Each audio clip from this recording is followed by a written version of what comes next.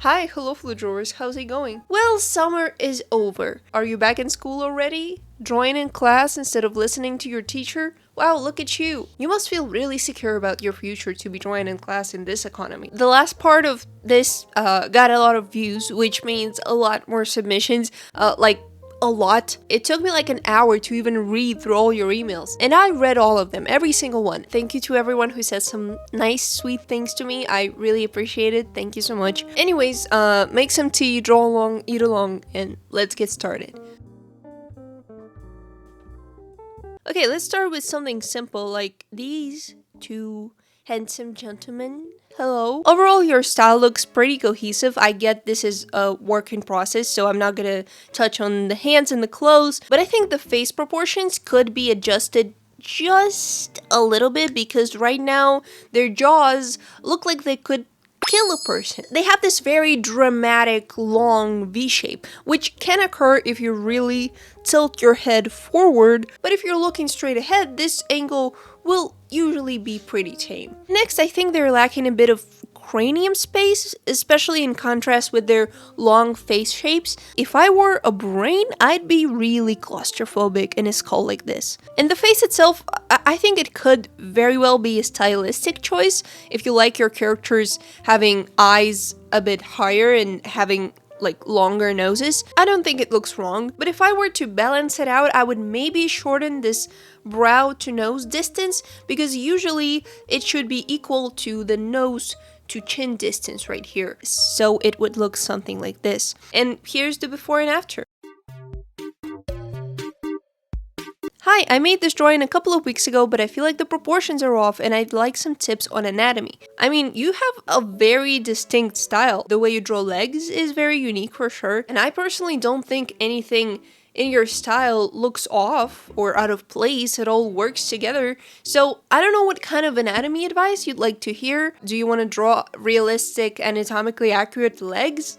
It doesn't seem like it. Why would I tell you to draw anatomically correct legs if that's clearly not what you're about? You have a very cute, simple style, and in my opinion, it looks very balanced and well done. I don't know. Okay, this person sent multiple submissions, and I love that because when I have multiple drawings, I can find patterns instead of just pointing out one single mistake on one specific drawing. Now, profiles are really a pain to draw, no question about it, it just needs practice. But here on these three character sheets, I can really see a pattern in how you draw profiles. They all look like they've been skipping their mewing exercises and replacing them with heavy mouth breathing. Or it looks like they're kind of going like this. Remember, breathing through your mouth is bad for you. Even when my nose gets clogged, I still try to breathe through my nose because mouth breathing can not only affect your appearance and give you a recessed chin, but can cause quite a few health issues. So I'd bring the neck a bit further back so there is more chin length. And then when drawing the face profile, the structure should look something like this.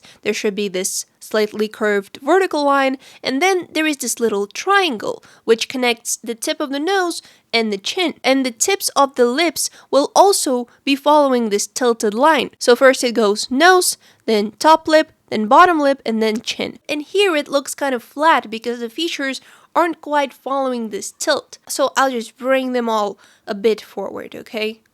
Here you go. And then remember that the shape of the cranium from the side looks like this oval that is kind of flat on top. And also when a character has bangs, especially when it is stylized, you can make the bangs curve a lot more forward from the forehead to show more shape and volume. So this is kind of how I would change the head and hair shape before and after. And same here, the neck, the chin, the nose and lips, and the head shape. And here as well, neck, chin, nose, head. Also really respect the Attack on Titan fan art, especially of my favorite man, but I think he also deserves a more impressive jawline. For him, this looks pretty underdeveloped. Yes.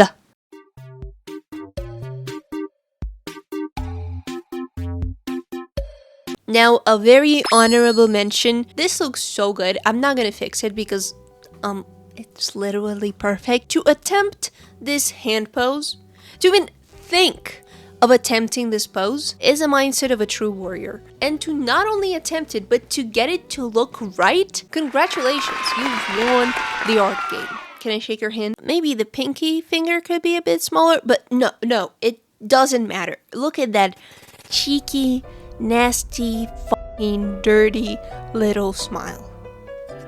Beautiful. This next submission has 3 drawings, and you say, the main issue is the first one. It irks me. And by the way, the first one is a dude, so I'd love some help to masculinize him. Now, listen, when you attach multiple files in your email, I might not always receive them in the same order that you were intending to send them. So if you want to point out a specific drawing, don't just say first one, second one, third one. Say like first one with blue hair or second one in a white shirt, so I know what you're talking about. I don't think this one is the one you're referring to, but you say you would like help on all of these, so let's start with this one. Now, I don't recognize these characters, and I don't know how they are originally supposed to look. I assume you wanted this character to have a big nose, which is absolutely beautiful. I love big noses. But this nose is so big and disproportionate, it almost looks like a caricature. And also with her eyes being so tiny, I can barely see them. You don't have to draw gigantic anime eyes, of course. But even if you were going for realism,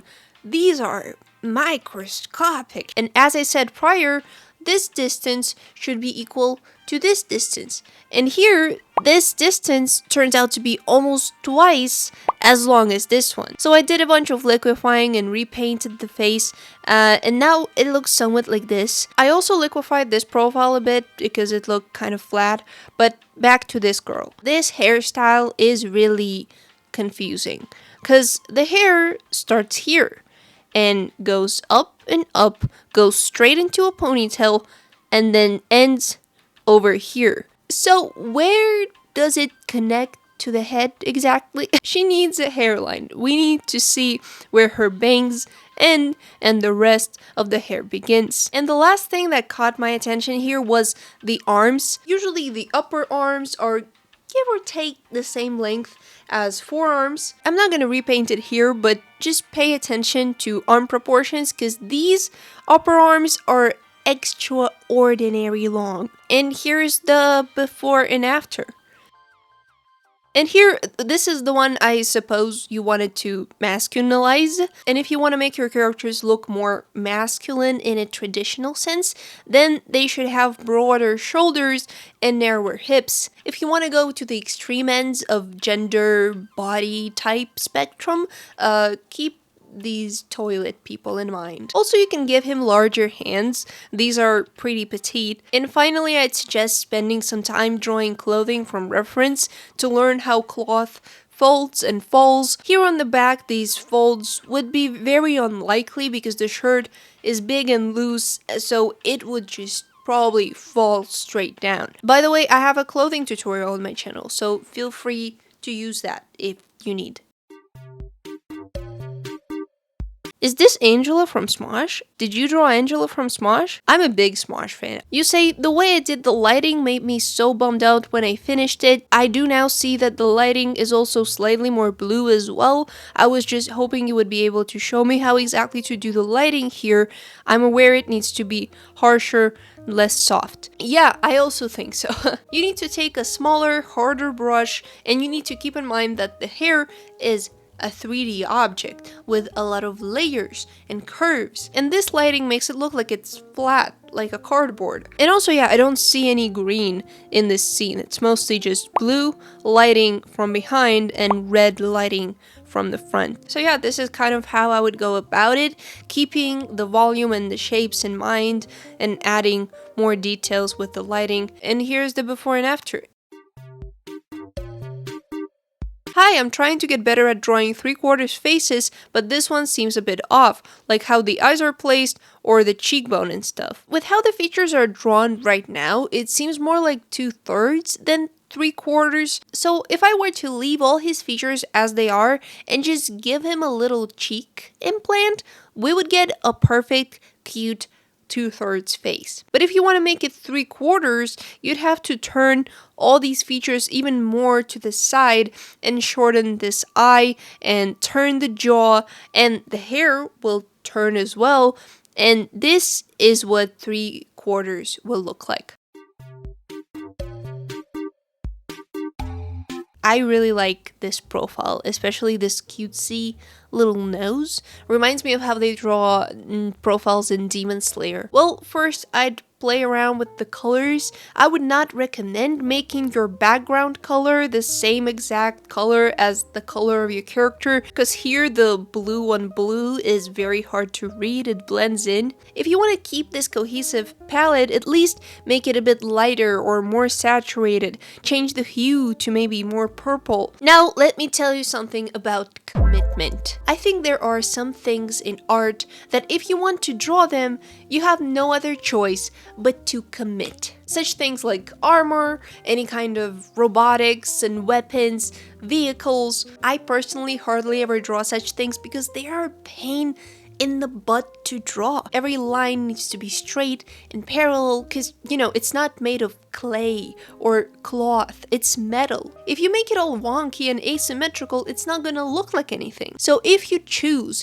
to add such elements to your drawings, then commit to it. I didn't repaint the entire blaster because that would take a lot of time. I just repainted this little section as an example. Yes, it's really boring and annoying to draw straight lines. Yes, you need to learn how to shade reflective surfaces, but the good thing is you don't have to draw blasters and armor. You can avoid it like the plague, like I do. But if you do, commit to it. I can say the same thing about this huge braid that you chose to put in the very center of this piece. You could easily put it behind her. It could go over her shoulder and we wouldn't even see it. But if you choose to put it here, then again, commit to it. Make it look like hair. Add details. The closer the object is to the viewer, the more details it has to have. If you don't want to struggle with drawing details, don't draw it. Or don't put it in front of viewer's face, hide it somewhere in the background. And here's the before and after.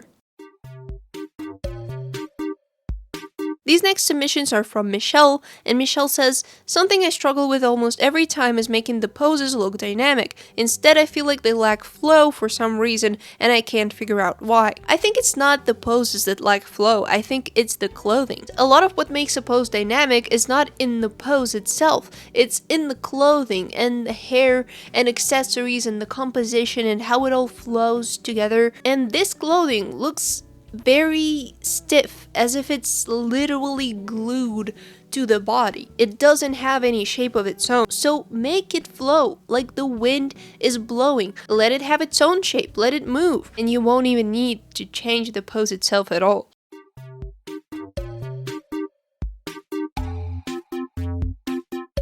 I'm a trad artist, so I can't flip my canvas, but after taking a photo and flipping it, something looks off. Tell me why. Man, I think you're overthinking it. I think it looks perfectly fine both ways. Maybe he's leaning over a little bit, but that's such a non-issue. I think it just looks different when flipped, but it doesn't mean it looks wrong. Even if you flip your own selfie, it will look wrong to you because you're just not used to seeing it that way. But it's good that you're doing that. You should always flip your canvas to check for mistakes. Even if you're a traditional artist, you can take a picture and flip it, or you can put it in front of a mirror. Just don't be overly critical. It doesn't have to be perfectly symmetrical in every single way. It's fine. Even your face isn't. And that's what makes it so beautiful. Okay, this is some impressive rendering. The backgrounds and water and stuff, chef's kiss. And I love these designs. Are these your OCs?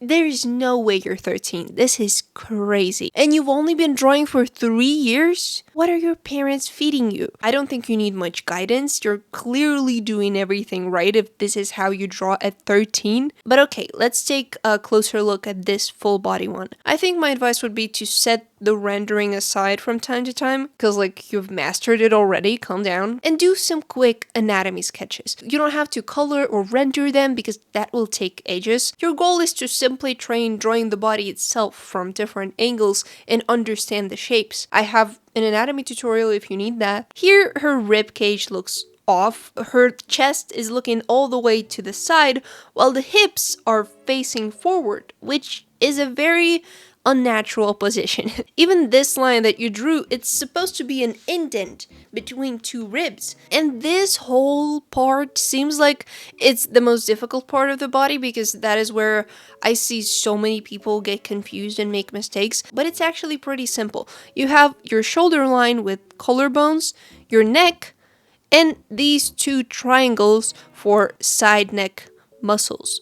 That's it. So I liquefied everything to put her torso back in place, as well as her arms, because, hey, look at this upper arm, and look at this upper arm. Twice as short. That's not right. And lastly, her poor little leg. I know you wanted to make it look like it's bended and foreshortened, but you can't just do that by making the leg shorter. Now it looks like she's got one normal leg and one that is really underdeveloped. This short little leg just hanging there. First of all, she has no knees. Second, the shading and color on this leg is the same as this one, despite it being far behind. So if I were to repaint this leg, it would look something like this. See, here's her knee. We can tell that it's bended, and this part is in shadow because it's behind. You can add rim light and reflections from the water and stuff, but the base is this. Now this is another full body one, and here, if I imagine that this skirt is transparent, which is a very horny thing to do, but we're doing it for science, so it's okay. And if I sketch the body underneath this skirt, I'll see that her pelvis is really small compared to the upper half of her body. So we have two options. We can either make the torso smaller if you want to keep this chibi kind of style with small body, big head, or we can make the rest of the body and the arms bigger to match the chest. And this is what that would look like. That's just a matter of stylistic preference. I think both are fine. So when drawing clothing, you still need to sketch the body underneath it and make sure it looks proportional. If you need help with proportions and drawing the body, again, I have an anatomy tutorial. Isn't that convenient? This is my D&D character Taifa. I usually like to render my pieces a lot, but I literally have no idea what I'm doing.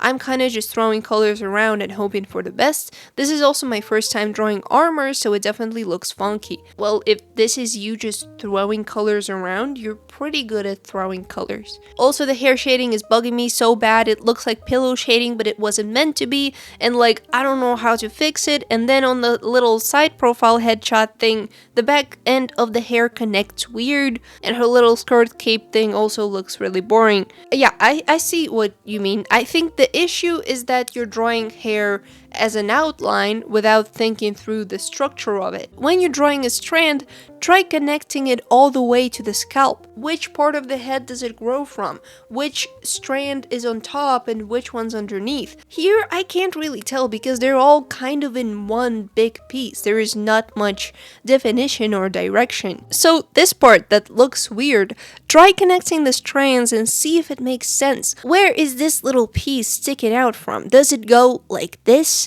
Or like this? Why is it pointing up while the rest of the hair is pointing down? So if I were to paint this hair and give it structure, it would look something like this. Now you clearly see the overlapping and direction of the strands. And regarding this little cape, I think it could just use a little more weight and a little more folds. And here's the before and after. Okay, that's pretty much it for today. There are so many more submissions, but obviously I can only take so many into one video.